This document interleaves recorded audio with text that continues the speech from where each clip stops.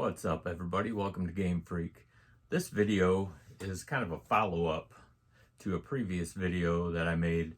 I believe I called it DK Oldies, the King of Ripoffs. Now, I got a little bit of backlash from it, which is fine. I mean, everyone's entitled to their own opinions. I'm just kind of baffled that people actually defend these guys because they are the King of Ripoffs. But was I wrong about them? Not really. I had a few minor things that were a little bit off, and I'll get into that in a minute. But all in all, I mean, I believe I was right on. I did get a few comments that were saying, you don't know what all goes into refurbishing these older systems and how much it costs and the time and everything like that, which is another thing that I will get into. However, someone else said, and I'm not bashing this person for saying it, they obviously didn't watch the whole video. They said, now if you were just bitching about their prices, I would understand. Well, that whole video was about the prices. I mean, yeah, I called someone a piece of shit on there, and it was kind of a misidentification, which is another thing that I will get into. But that whole video was about the prices.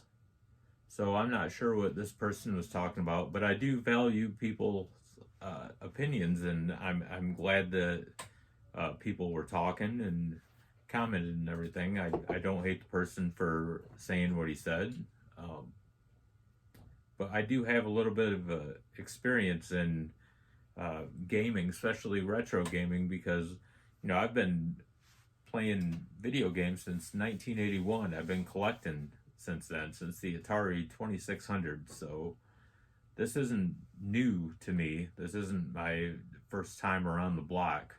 I know what these systems are worth, and I know how easy it is to refurbish them or restore them. It doesn't cost what DK Oldies is charging people. So let's begin. So this is where my first mistake was. I assumed that this guy was the owner of DK Oldies because he's kind of the face of it. But come to find out, that's all he is the face of it. But he's also a customer representative. So if you call or email, this is the guy that you're either going to talk to or get a response from. He's kind of the face of their franchise. Regardless, in my video, I referred to him as a piece of shit, and I stand by that. Even though I was wrong about him being the owner, he's not the owner. He's still a piece of shit. He knows that this place is ripping people off and raping them out of their money. And he knows damn well that these systems aren't worth what they are selling it for. So, this guy is a piece of shit, and I stand by that. Now, come to find out, this is the king piece of shit right here. This is the owner of DK Oldies. His name is Drew. He's the one that sets these outrageous prices that he's just raping everyone on. Now, I made it perfectly clear in my last video that I talked about DK Oldies that I've never actually bought anything from them. But, 5-6 years ago, I did go to their website and I saw just how outrageous the prices were. Now, I've seen a lot of videos of people that ordered shit and then it came back dirty and it wasn't even really restored or anything. But I've never spent any money on these guys, or to these guys. I've never sent them any money, and I wouldn't. There's just no way. Them prices right there on the website just threw me off, and I was like, no way. These consoles ain't worth it. And let me show you how easy and how cheap it actually is to refurbish or restore these consoles. Because a original Nintendo is not worth $100 today. It's not worth $200, and damn sure ain't worth $300. So let me show you how cheap it actually is to restore and refurbish. So this is an original NES motherboard for only $25.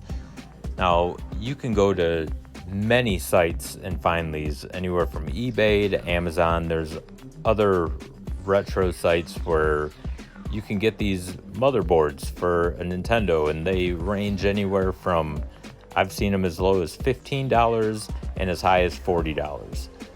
So it's pretty easy and cheap to repair these, and usually on these old consoles it's not the whole motherboard, it's usually just a couple of capacitors that need replaced.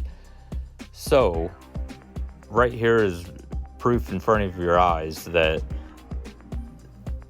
these outdated chips and motherboards that are put into these old consoles, they're not expensive, and they're all pretty similar. I mean, the N64, it doesn't look too much different from this. So right there you can save some money. So they're lying to you when they say that, oh, it's pretty expensive to restore these. No, it's not.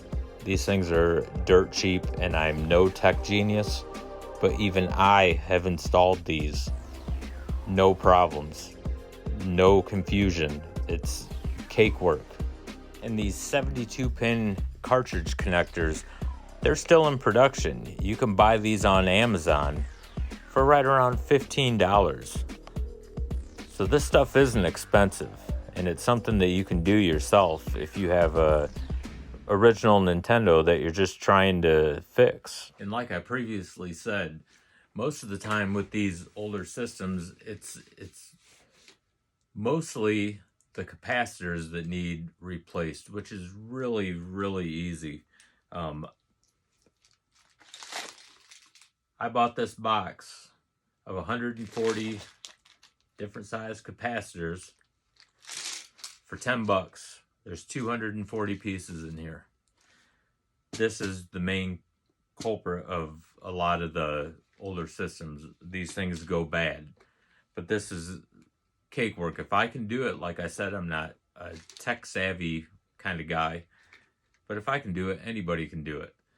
And I'm not trying to sound cheap or anything like that. I'm not a cheap person. I'm just trying to save people money. And DK Oldies is just ripping you off. They're not worth it. I highly recommend that, don't give people like that your money. They don't deserve your money. These consoles aren't worth the price that they're selling for.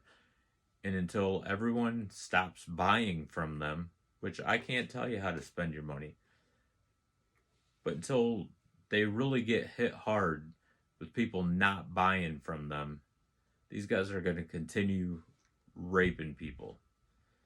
So I hope you enjoyed the video, and I'd appreciate if you liked and subscribed. And until next time, game on.